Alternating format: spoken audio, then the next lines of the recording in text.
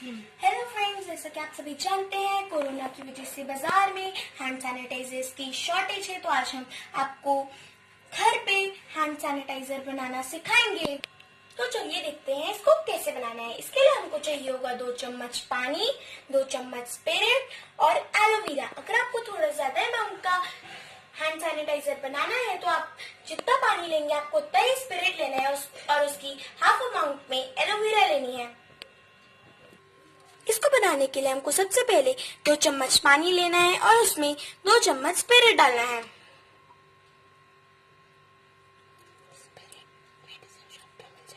Spirit आपको easily अपने आसपास की केमिस्ट शॉप्स पे मिल जाएगा। अब हमको एलोवेरा जेल निकालना है, 1 चम्मच।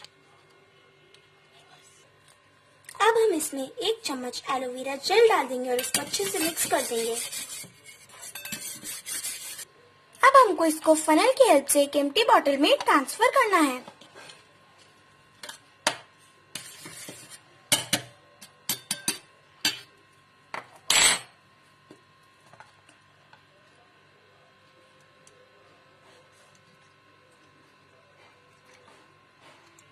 अभी अच्छे से ट्रांसफर हो चुका है and now it is ready to use. Thank you.